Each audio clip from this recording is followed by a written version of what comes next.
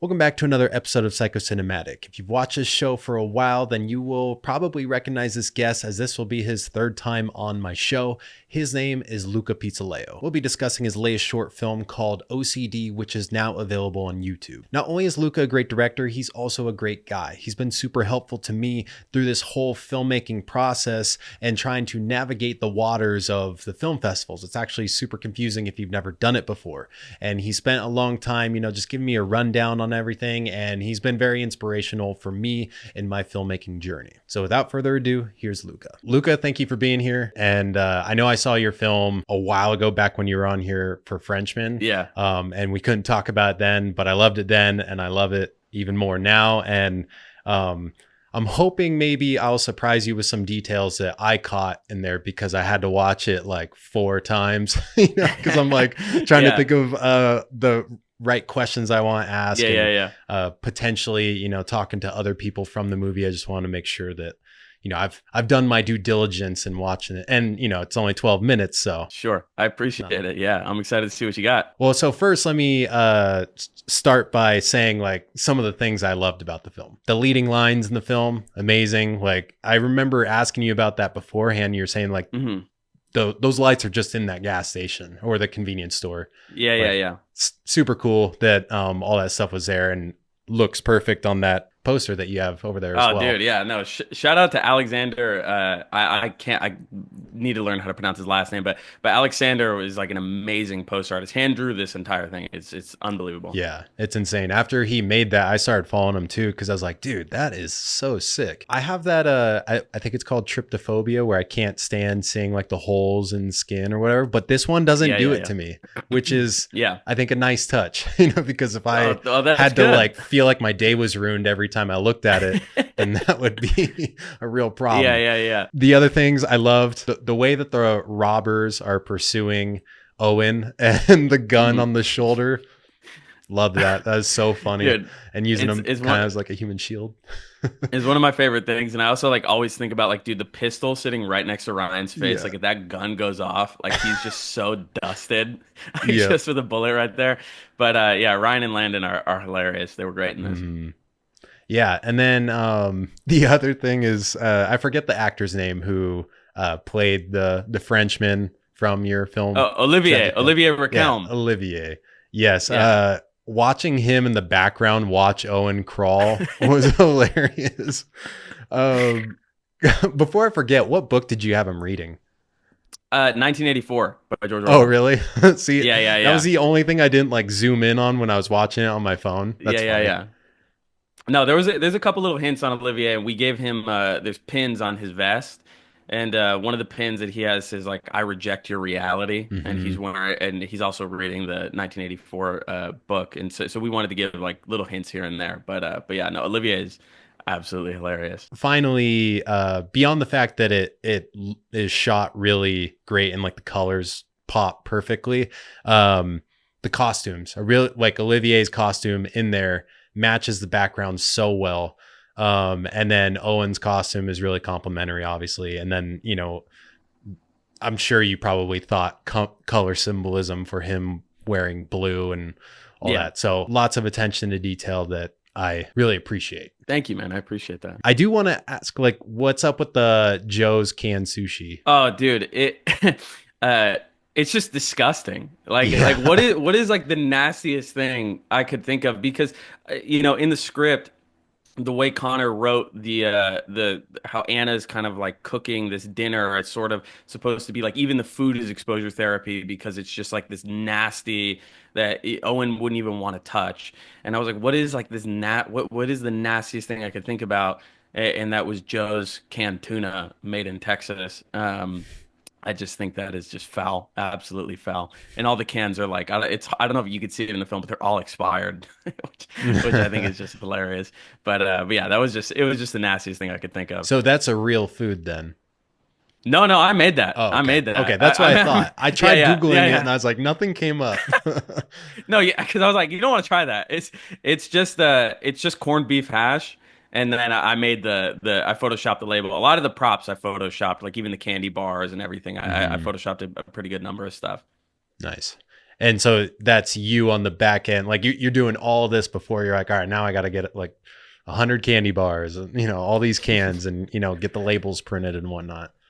Yeah, Yeah. we did the candy bars, even the ice cream tubs, which Hmm. were the biggest nightmare of my life because we had someone design them. Her name is Juliana. She's amazing. She designed the ice cream tubs, and the way she designed them was sort of just kind of like in a rectangle. And I didn't really know this until I bought blank ice cream tubs. But obviously, ice cream tubs are like kind of cone shaped in a way, and so you need to make the label cone shaped. And I didn't want to bug her, and so like I kind of figured out how to do that, and then I had to print each individual one, cut them, and then me and my dad kind of like pasted them on each thing. I asked a company to print them for me, and they said to print like 100 of these would be like $5,000, and I was like, Jesus. absolutely not. So I went to a local printer, got that sorted for like $50, which was great. But yeah, the ice cream, the candy bars, the uh-ohs, and the Joe's Sushi were all designed by me in Photoshop. Or not the ice cream, Juliana did that. And even like Roz's outfit, the Scamazon outfit, I did that also as well in Photoshop. Nice.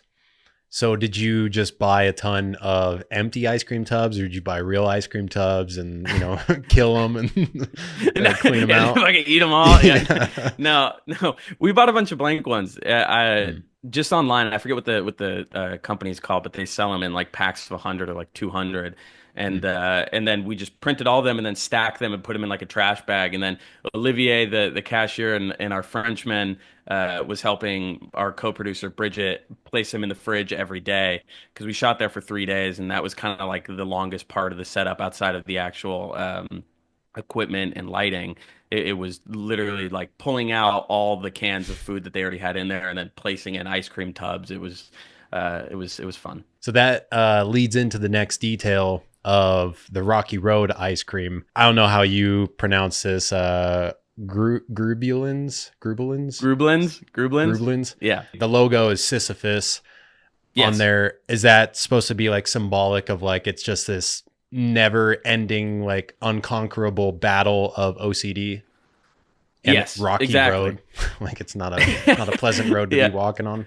It's not a good one. No, that's exactly what it is. When we were writing the film, we wanted the Rocky Road or whatever it is to have significance in the actual story. And so in the actual logo design, that was very intentional to put Sisyphus pushing the boulder up the hill. And the Grublins actually, I don't have it written down, but it comes from the person who originated and coined the term obsessive compulsive disorder. And Hmm. I believe it was like a German psychiatrist or something, and he basically coined that term, and so that's where we got the name Grublins. Gotcha. And then LPN, is that Luca Pizzoleo news? Yeah, unfortunately, I know that I could have got a better one out of that. I Well, was like, why not? you can't do CNN, you can't do Fox, so it's No, like you might as well just yeah, make up whatever might as the hell well. you want. What was the other one? Oh yeah, Olivier's name tag, Francois. Is that just a tip of the hat to Frenchman? It is like a little nod to Frenchmen.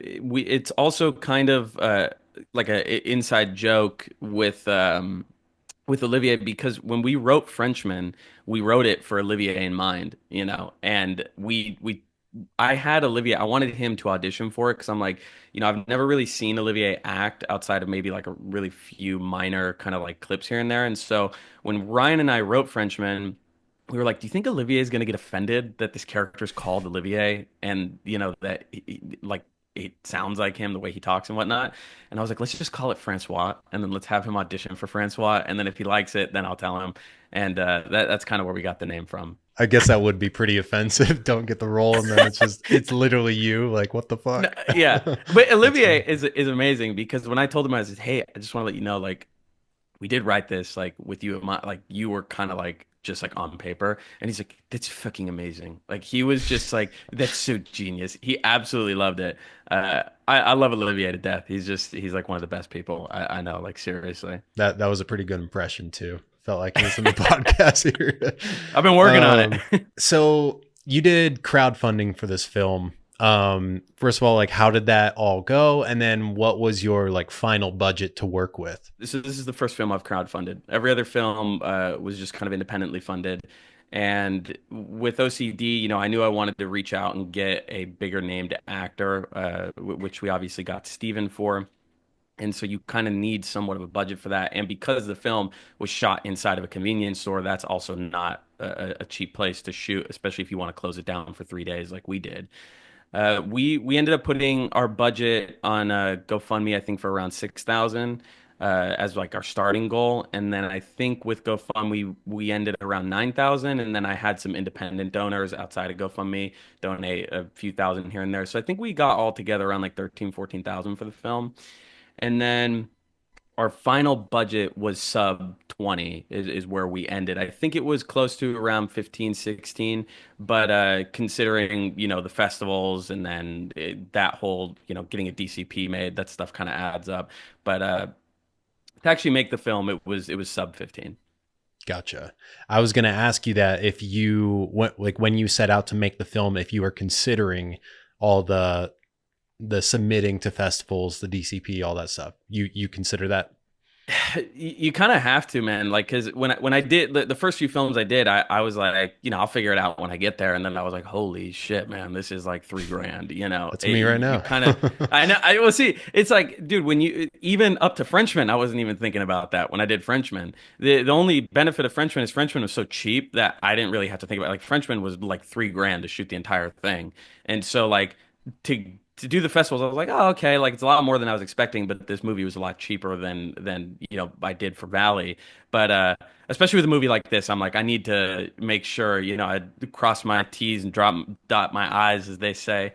And yeah, we you know we planned everything accordingly. And then your GoFundMe donors, was that like just your social media followings who you think were contributing, or? Yeah, we had a lot of people from the TikTok, which was great, which was like insane because I mean some of these people donated, you know, upwards of like $1,000, which was Wow. just like insane to me. And a lot of it was on social media, and then some of it was family, friends, and family. But honestly, like I would probably say like more than 60% of it was just from the TikTok and social media people. Yeah.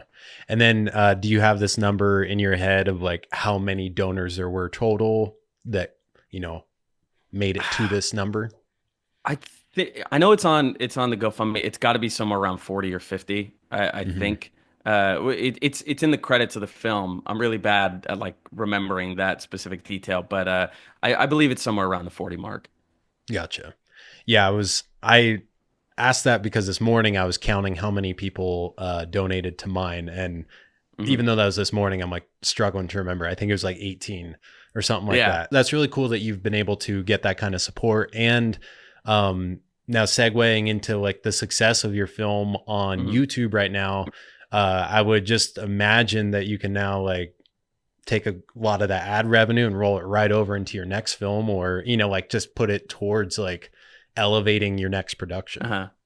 I would love to have some ad revenue. Unfortunately, I don't. What? That's I know, man.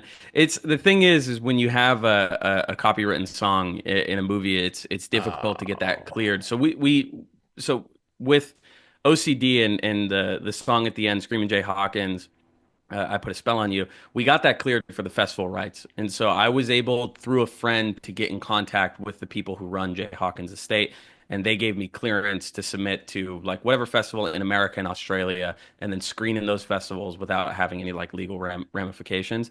Um, but then to get distribution rights where you can actually make money off of the thing, I mean, it probably would have been upwards of like 10 grand. So it's like whatever ad revenue I would have made, honestly, wouldn't even equate to to yeah. covering that cost.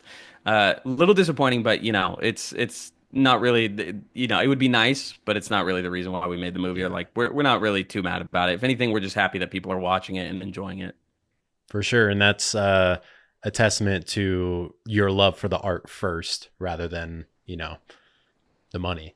Uh, yeah, Definitely. the whole music thing is so frustrating because I had Yeah. reached out to a company about using. I mean, I don't know that I can't say the song, but a song by the I think you Animals. could say it. Yeah, Yeah, yeah, yeah. what was it called? We got to get out of this place. Because like when I Uh-huh. heard this song, I was like, dude, this is like it's like the generation of music that I'm thinking of, like the vibe that I'm thinking of, Right.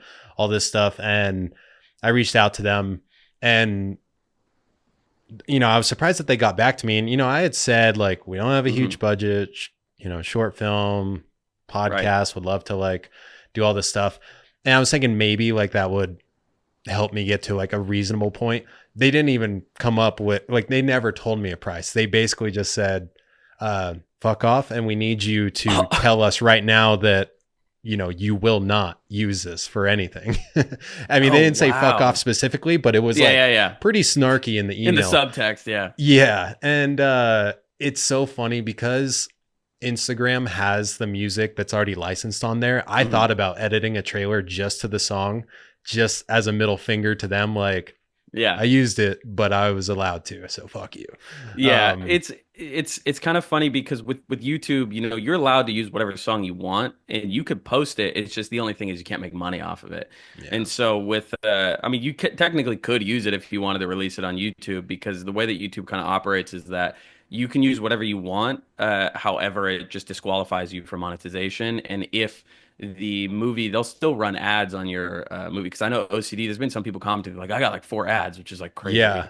crazy. When Um, I watched it recently, that's how it was. And there was, it was like a double ad in like the first minute. And I was like, damn. I'm like, dude, it's 12 minutes. Leave me alone. Like, like like you ruining like this like short movie. But yeah, unfortunately, what YouTube will do is they'll run ads on it, and then whatever ad revenue they make off of it, then they give that to the actual copyright Yeah. holder. So that's kind of how that's like the kind of loophole about posting on YouTube. Mhm. But obviously, if I were to make money off of it, which I have not for anyone out there, you would get into like serious legal trouble. I'm not sure if you've ever watched the YouTube channel Corridor Crew. Uh, Hmm.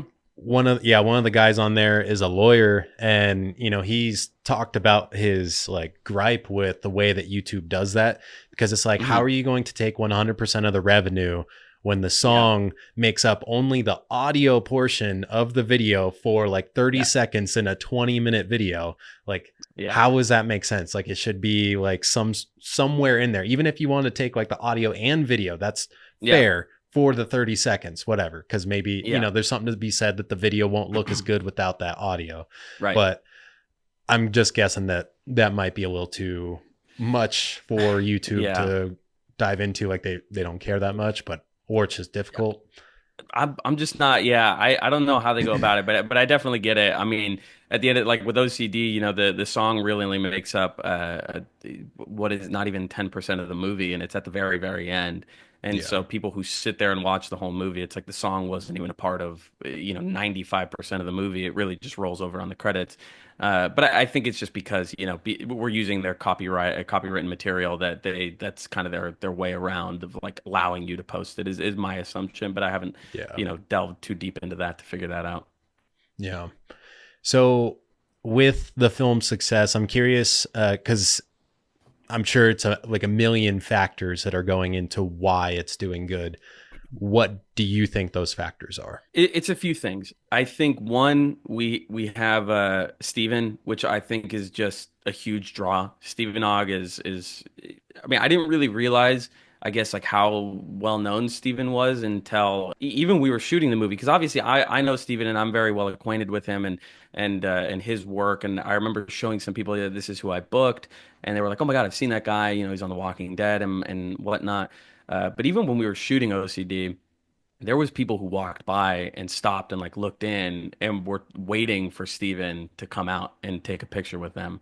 And so I think one, Steven is a huge draw. And then a lot of the comments that I've gotten that I've kind of looked said, they came here for Steven, but they stayed for the writing and Owen and the great story and whatnot. And so I think it's Steven could be like a really big draw. And I also think the subject matter, OCD, is a subject that it's been tackled a lot, but I think there kind of is this misconception about OCD, and it's something that we talked about last time, where I think with people just assume OCD is about being neat and tidy, but they really don't understand that there's like an intention behind why you do certain things or why you have these little rituals.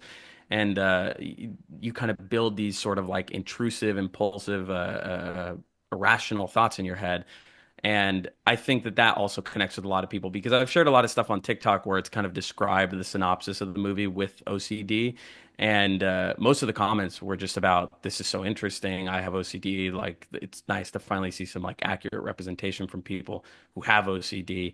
So I think it's a few things, but it's definitely I wasn't expecting this sort of response so far. I mean, the response has kind of been absolutely insane. Touching on the Stephen Ogg being a draw, I think also too because supposedly GTA 6 is supposed to come out this year. So Yeah, I saw a I'm lot of comments. They were like, "We yeah. got this before GTA 6. We got him acting Yeah. as the agent."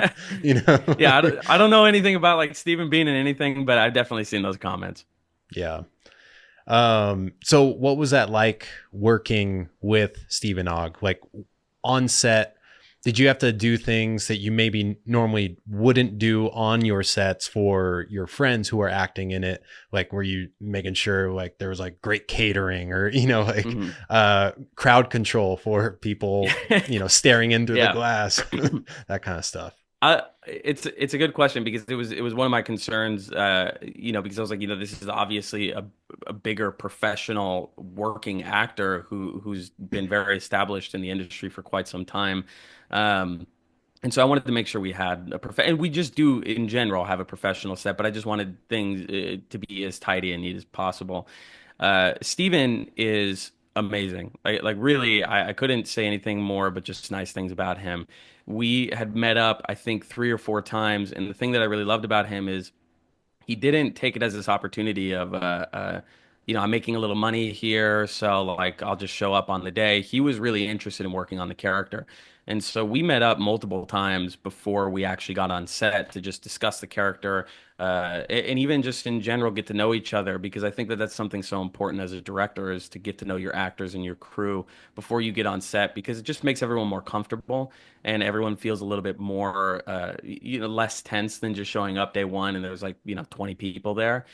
uh, and Steven was so into the character. It's just something that I loved about him. Him and I were texting back and forth. He would be like, "What do you think about this for the outfit?" Because I kind of do all the costuming myself, and we were going back and forth on that. And then when he showed up to set, he's just like the easiest person, not at all like a diva or anything, just like so easy to work with, so generous as an actor. If I gave him any piece of direction, it was just like immediate, would take it like that and apply it. And even one thing that I really loved about him is every take that he would do, even if I was just like, that's great, let's do it again, he would still give me a different variation, which I thought was really interesting. Because I've gotten that with some of my other actors, but I think there's just something that you notice that okay, like this is a guy who's been doing this forever, and he's really like honed in on that, and he's just amazing. He's amazing. And how do you go about getting in contact with him to hire him, or to even see if he's interested? And like, did that take some legwork on your part? Being a short film, being like, hey, Hmm. I don't really know what your rate is, or something like that. Like, does a Right. story interest you? Yeah. It's an interesting process. I reached out to him on email. It wasn't his direct email, it was to his agents and managers. And then you're kind of just at the mercy of them finding it and reading it and responding. And then they basically forward the script and the material because I sent them, hey, this is what I've done before. This is our script. And I also made a lookbook for Steven where it kind of explains like the story, his character, and just some like kind of like different points about the film. And then they forward all that information to him. And then it was really just like a few days later, they emailed me back and they were like, Steven loves it. He's super enthusiastic about it and he wants to meet you. And I was like, okay, very cool. And that's kind of how we went about there. And then it's just kind of like it's a little nerve-wracking because when you're communicating with the agents and the managers, you also have to send them an offer. And it's like you don't want to send them like a disrespectful offer. So you're kind of just like, and then like you'll send them an offer, and then you're like, wait, is that too much? Did I just like overpay or did I just underpay So or it's whatnot? pure guessing with that. It's honestly pure guessing, and it just I think it just depends person to person, and also it just depends on the agents and what they're willing to take because obviously if they feel like it's not worth it, then they most likely won't forward it. Sometimes they will, sometimes they won't. I don't really know. I'm not Hmm. an agent. I'm just assuming. And was it your manager who's able to find their emails for you, like someone who's just already like plugged in that way, or is there like a website for actors agents that you can then Mhm. contact? Yeah, it was through friends of mine who knew his managers and agents. I know you can find Gotcha. managers and agents online, like on IMDb Pro. You can find managers and agents and their contact information. A lot of the times, it won't put personal contact information, and so to get beyond that, you would probably have to know somebody. Is he coming out just for one day of shooting, or is he there every day that you guys are shooting? We had Steven there for our last day, and so we I was so meticulous of the way this was planned with my production schedule and shot list. I Because we had 3 days, which seems like a lot, but to be honest, there is so much involved in the film that 3 days really just isn't a lot, especially considering all the action and whatnot. And especially if you want to get like creative camera angles, it takes a long time. And what we ended up doing is in the first 2 days we tackled everything that was difficult. So we did the robbers, and we even filmed some of Roz's interactions with Steven. So anytime Roz and Steven are not in the frame together, we shot those separately. So Roz, when he's yelling at Steven, what do I do? Or he's on the phone with Anna and Steven's like, oh, this house looks familiar, blah, blah, blah. We shot that the day before because when Steven got there, I kind of wanted to make sure that we got him in and out as quickly as possible and we didn't really waste any time with him. And so it allowed us to have more freedom when shooting with him and getting more takes because I didn't really have to focus on Roz's coverage outside of when they were in the same frame together and doing like an OTS. But I think we got Steven done with like under 6 hours. We got his entire thing, his whole scene, and even like the ending. We got all that done in under six, which was like really fast to get all that and all the coverage. Your three film days, were they just like back to back to back, or did you space them out? The most difficult part of the shoot was shooting at the Mini Mart, and those were back to back to back, and we shot those. I think in like January of last year, and we were supposed to shoot it in December of 2023, but then some scheduling conflicts came up, and we had to push it to January. But other than that, we actually started shooting the movie in October of 2023. That's when we shot all the girlfriend Anna and Owen scenes back at the house. We did all that in October, and then the Mini Mart was all shot in January. And then I think we just did a few pickups here and there, like I think end of January, early February. Mm-hmm. And how do you go about renting out that mini mart? You just talk to the person behind the counter, like, "Hey, is there a manager or owner here?" I, Like, I did that. I did that to a lot of people. I went into a bunch of mini marts and they're like, no. And then some of them, and I've said this before, I'm not even being hyperbolic. I was literally told that it would cost $50,000 from multiple markets. And one market, shout out to Rubel, who runs the market with his dad. We shot a music video at his mini mart, which is the same market from O.C.D. And he was just like, because I reached out to him around Christmas and I told him, I was like, hey, I shot this music video here. I'm not sure if you remember me. And he told me, he's like, I do remember you. You guys were very respectful. It's Christmas. I'm willing to like kind of cut you guys a break. And so the amount that he charged was just so low for what everybody else was charging. But that's kind of like what happens when you shoot in LA. LA is just like everyone knows it's LA, so they think they could just jack the prices up just because it is. right. Even if you are like, I mean, dude, I remember when I was like 16, I remember asking a church if I could shoot in there for 5 minutes with me and my buddy, and they said it's 5 grand, and I'm like, you're a church, that's Yeah. interesting, but that's just how LA is. Yeah. Uh, Now I'm thinking back to your story from Frenchman when a woman thought you guys had an actual dead body. Were you guys a little Yeah, concerned doing the robbery scene, like with uh, potentially people walking by and dude, being heroes or something? 100%, 100%. When we shot the robbery scene, I remember Landon even told me, he's like, I'm a little nervous. And I'm like, I understand because Landon and Ryan looked like rock. They had like pantyhose on their face, and Ryan had a shotgun, and they look real. And a And face tattoo, right? Ryan had the face Was tattoo. yeah. Yeah, he. But the thing that I was really concerned about is because I wanted to be really cautious, obviously, and so we had a very small crew, and so I had Roz, our lead actor. He put on a high vis vest, and I sent him outside, and I had him wait in front of the door. So when Landon and Ryan are holding the guns, I was reading with them for that scene when they're yelling at Roz, if he works for Scamazon and whatnot. Just because I wanted somebody outside to at least look like somewhat of a security guard or someone who's like, okay, if they walk by, they can see like, okay, maybe it's a movie. And then when we did the rehearsals. Without guns. So I just kind of had them pantomime holding a gun and shooting. And then when we were absolutely ready to shoot, then I brought the guns out and had them hold the props. But I was really cautious about that because Yeah. obviously I didn't want police coming or anyone freaking out, which is very understandable if they did. Yeah, especially if there's someone like, oh, I go to this mini mart every night at like 2 a.m. to get cigarettes or something. And you're Yeah. like, oh, fuck. Oh, Yeah. bro, we had those. We had people knocking on the door. We had people yanking on the door, and we're like, "We're closed. Like, we're shooting." And they're like, "Cigarettes." And I was like, "Okay, I can't. Like, bro, I don't work here, man." But Yeah. yeah, we were lucky that we did everything safely, and I was pretty cautious with the way we went around it. Yeah. So when you rented out that place, what were your hours there? Like, so I mean, of course you're going to shoot when it's dark, but were you given like 11 p.m. to 6 a.m. or, something like that? The nice thing is that we had about 12 hours per day there, but the thing that got a little bit tricky is because we had to wait till night. We started shooting, I think, around 5 p.m. because it was like that daylight savings time where we jump back, and so it got darker earlier, which is actually way better for us timing wise.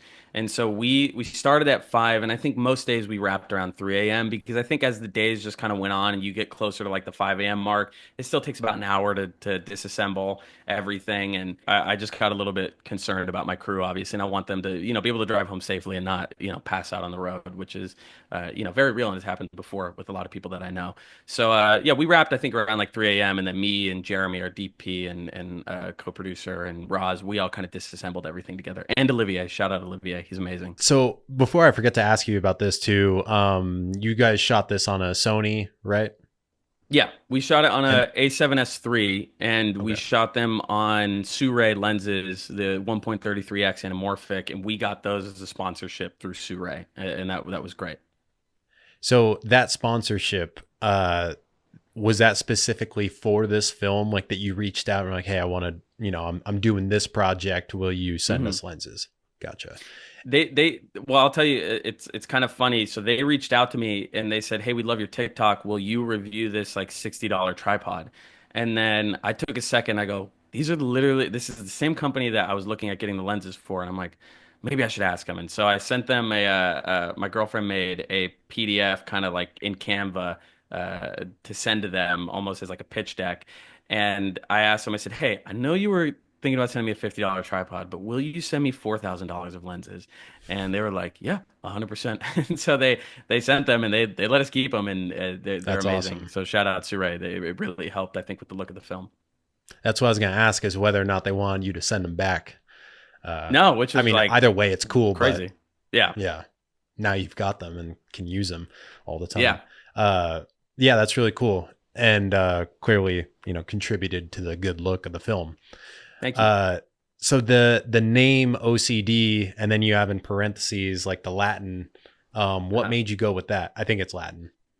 It is, yeah. It's the idea came from our writer Connor Patrick Walsh, and I'll just shout him out because Connor is such an unbelievable writer, and really we would not be here without his script. I mean, him and I collaborated on the story like beat by beat, but Connor wrote this thing, and so all the like great moments are really it's all Connor, and when we were writing the film, I remember because I kind of came up with the idea of like, oh, maybe like Owen's name is O.C.D, like Owen Christopher Davies, it stands for that. And he was like, okay, that's really cool. And then when he wrote the title, he gave that subtitle, Obsessor. I'm gonna butcher it. It's like Cortio Deus, which is almost like a Latin root of O.C.D. And I think if I remember the three words, it's something like it almost stands for like oppressor is like someone like controlling, and then Deus is like God, and Mm-hmm. so it kind of made sense in a way for like Steven's character because he's sort of like the OCD, manifestation, and that was kind of like the intention behind having that subtitle. But I think it was Yeah. really cool. Connor came up with Yeah, it's like a that bit. godlike control over your brain. Yeah, Exactly, that's exactly. cool. Let me ask you, do you read your film reviews? Sometimes. I think like with O.C.D, when we first dropped it, I definitely checked, to see like how everyone was digging it. But at the end of the day, it's like I don't really pay too much attention to it because obviously and people have their own opinion, and I'm completely okay with it's like if you didn't like the movie, you didn't like the movie, but it doesn't really affect me anymore. I think like released enough shorts at this point where it's like I've seen like negative reviews and I'm just like, it is what it is. You have your opinion and that's fine. I went and looked at the letterboxed Hmm. for the film, and I was just looking at, and when I saw that there were like the bad ones, I'm like, what are they saying? And I shouldn't have looked because I was getting pissed off for you. I was like, God damn it! I Like, appreciate it, dude. shut the fuck up.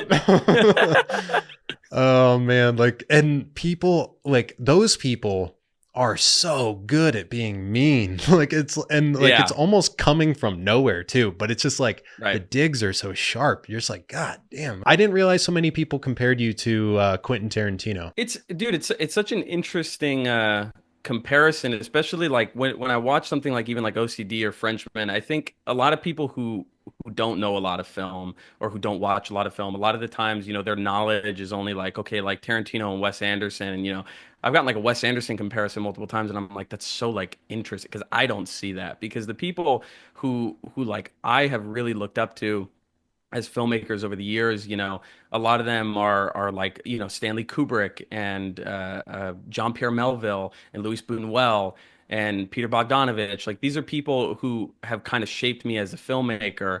And you can see those certain influences if you're familiar with their work. I'm not saying that everyone who has their opinion is just unfamiliar with their work, but I don't know. I think it's just like an easy thing. And it's not to say that I dislike Tarantino either. I think he's great. And so I don't take it in like a disrespectful manner. But with OCD and some of the reviews, obviously there has been some negative reviews, but I think overall, like even in like the YouTube comments and the shares and people making videos on TikTok, like a majority of them have been positive. I mean, more positive than my other films. And it's not to say that my films have had like overwhelmingly negative reviews because they haven't, but it is also funny because it's just like it's people's opinion and that's fine. Even with like OCD, there's a thing that I included in the film which are intentional continuity errors. And a lot of people, there was a couple comments that I got here and there about like, oh, well, how did the house blow up if she was cooking on the stove and she lights a match? And that was an intentional continuity error. There's another continuity error where Owen is standing in line and Steven is like, hey, do your job. And Owen's like, hey, I'm just going to check out what I got. And he's not holding anything. Or when Owen falls, he drops his phone, but then he has it when the robbers show up. I did multiple of those because I almost want you to realize that it's not real. I'm giving you sort of like these clues that these things don't make sense and you're supposed to question it. And then by the end of it, you're like, oh, okay, it wasn't real. So now it makes sense that it didn't make sense. I mean, Anna Hmm. opening a window and going, yeah, I don't know why the news crew has been here all day is just like, I feel like that's a dead give because that's just insane. But that's how OCD feels. Like it really does. It's irrational, and it just sometimes it doesn't make sense. It's not based in reality. Your fears that you have. I hate the garbage disposal. It freaks me out. Like no matter what, even if the power's off, I'm like this shit's gonna turn on no matter what, and I'm gonna lose my hand, and then I'm gonna bleed out and die.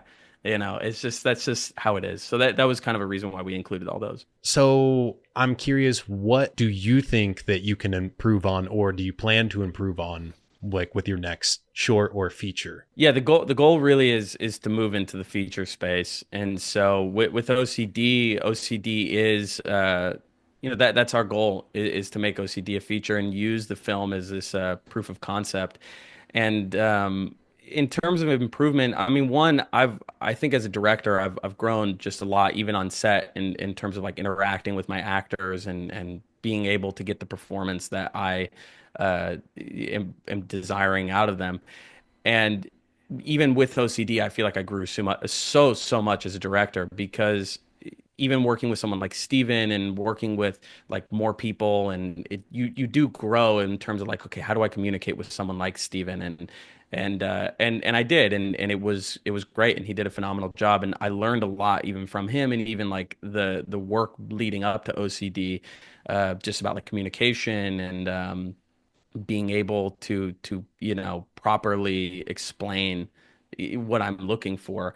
That's one thing. And then obviously, another thing is just there's a couple things that I would have even improved upon in OCD as a short, and some of that would just be like a lot of technical things in terms of like how I tackle a scene and whatnot. But it's just constantly growing, constantly growing. And even with a feature, I know that that's a different beast, and I know that that's not like, oh, it's just as easy as a short, because it's not.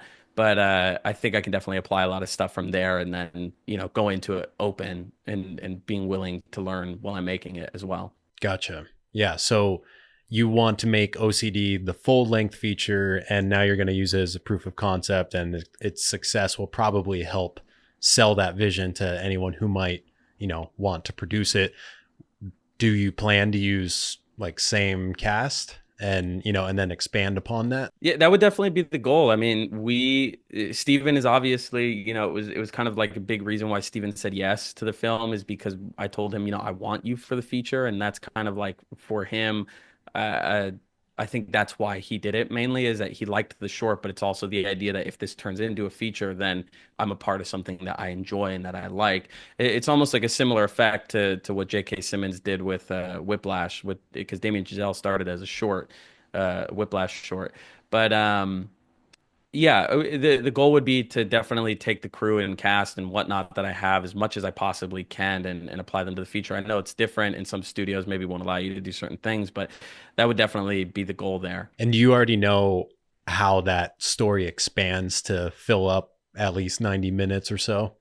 Yeah, so we've already written the film, and Oh, we okay. we kind of have that written out, and it's kind of been this process that Connor and I have been working on over the past year, and we're really proud of it. We're really happy with it. And I think not only has the short resonated really well online, even just on like TikTok and whatnot, but that I think will also help sell that vision to a studio or whatnot, because just showing that there is interest and that people are liking it and that it is getting attention, especially for an original IP.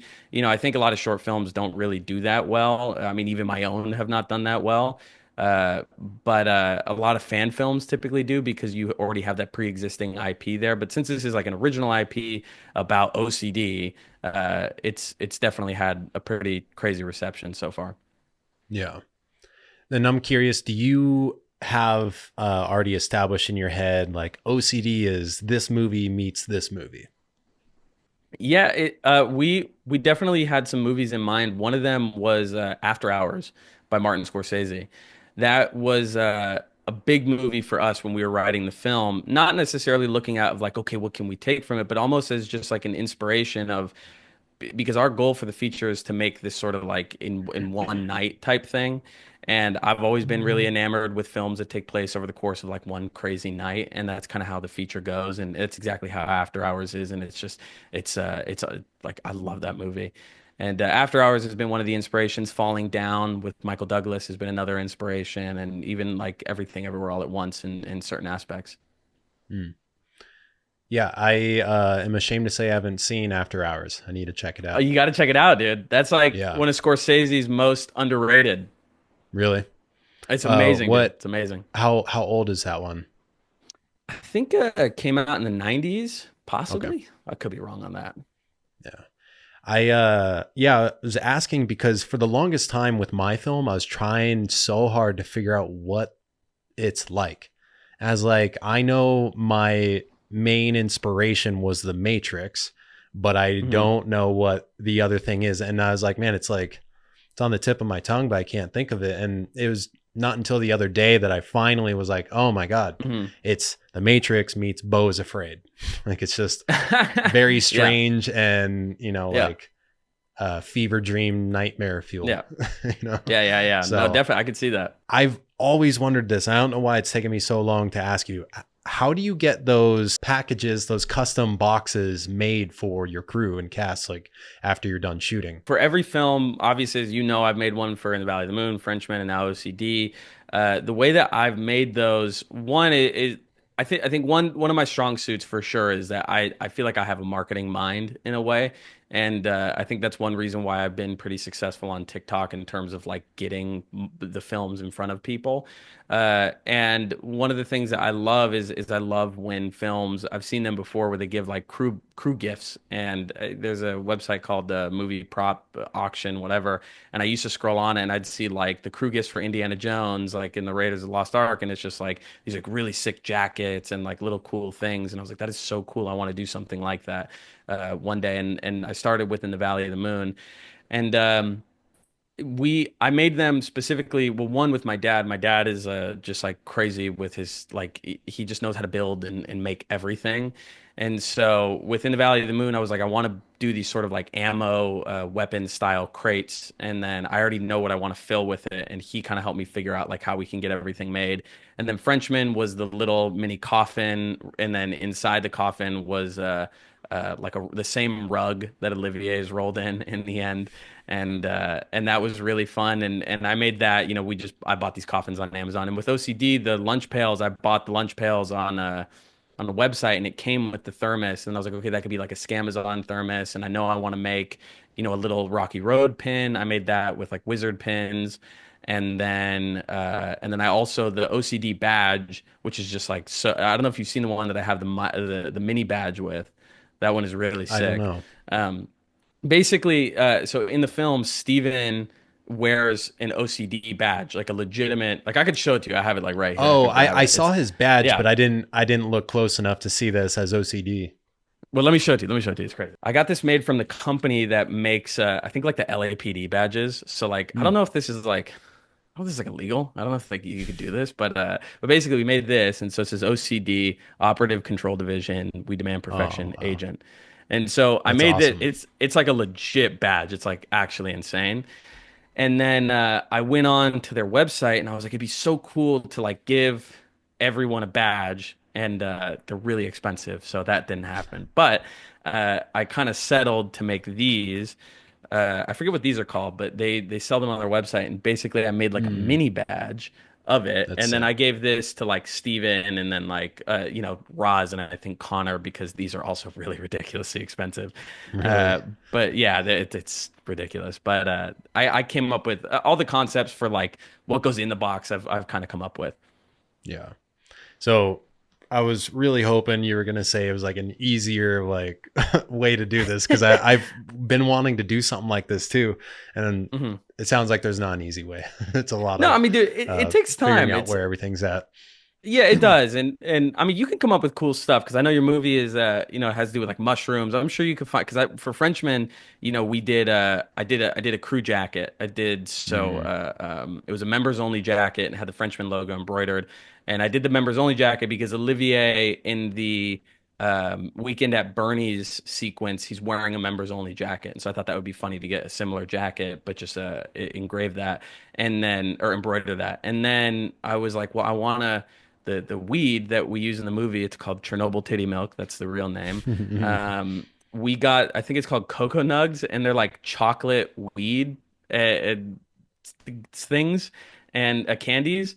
And then I just made it look like the one in the movie. So you could probably get like a candy like mushroom looking thing, like and put it in a Yeah. bag. I don't know.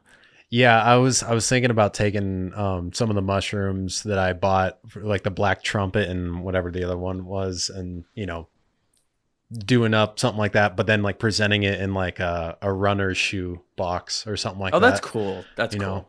because Yeah. I was thinking maybe I was like a camelback would be cool, but that's just like it's not a satisfying way to open it and like see Yeah, yeah, everything that's yeah. inside. And Yeah. yeah, so do you figure all that into your budget too, or is that something that you're just like after the fact, like I'm just That gonna yeah.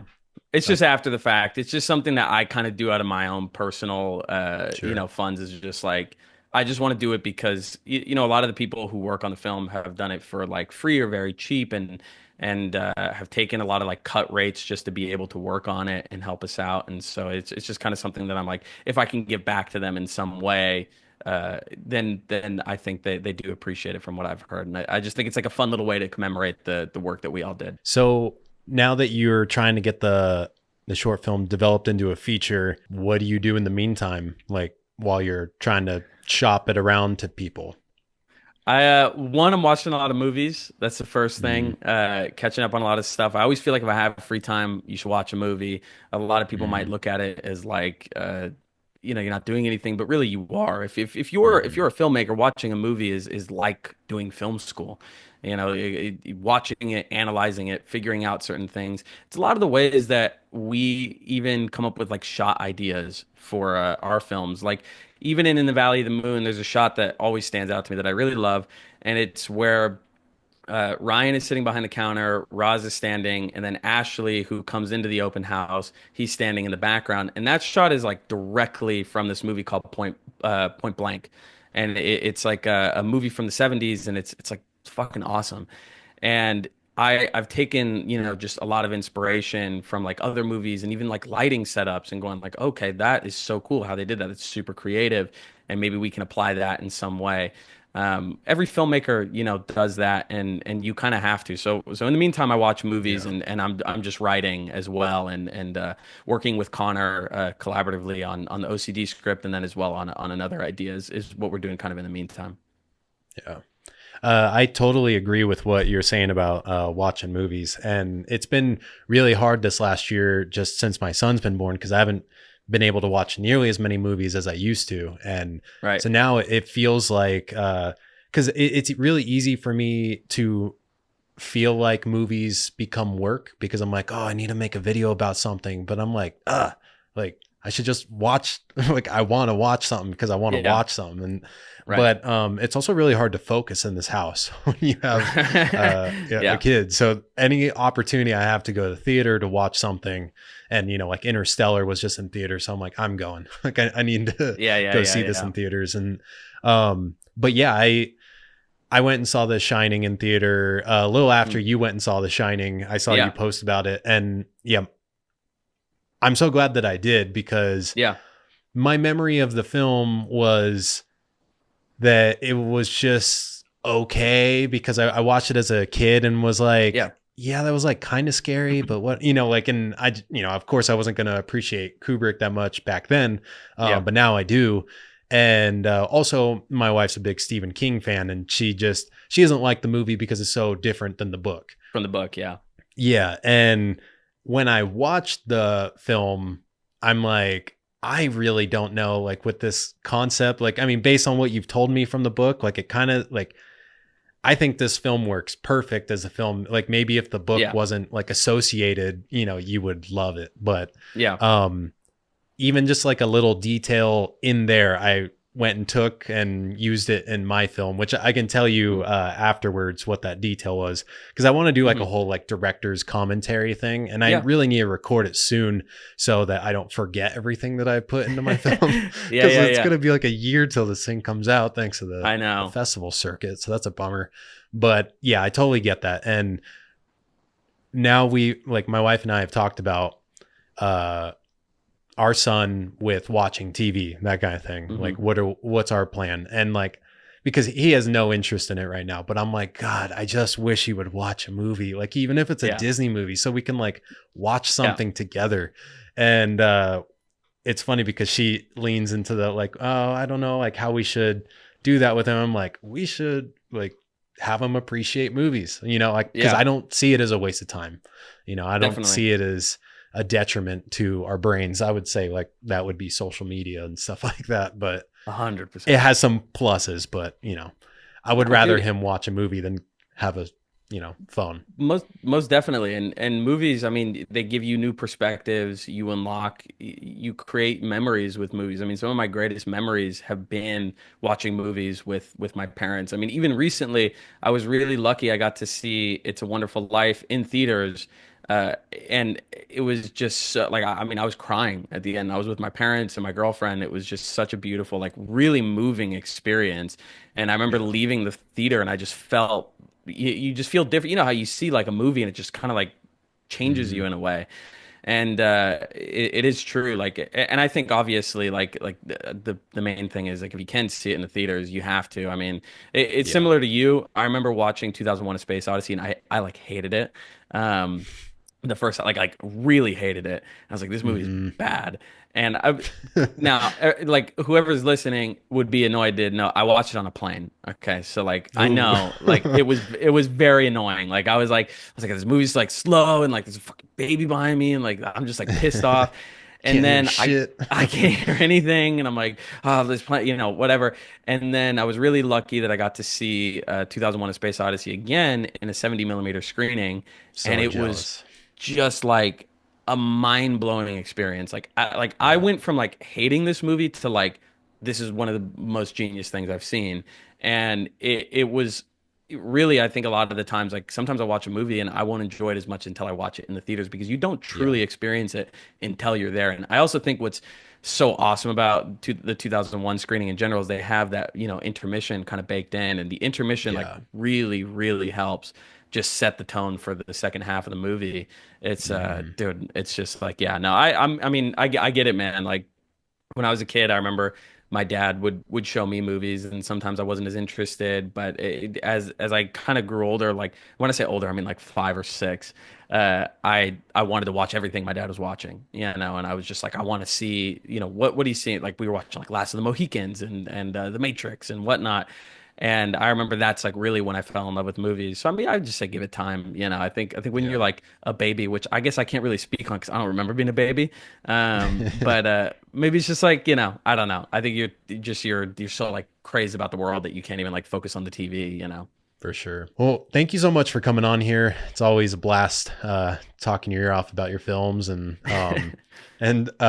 also like in the intro before this, I was explaining how you've just Mhm. been super helpful for me with like this Mhm. whole film festival thing and just like my journey into filmmaking. So I really appreciate you always taking the time to do this. Of course, dude. I appreciate it, and same to you. You've been a good friend, and I always love coming on here, and yeah, man, I really appreciate you taking the time.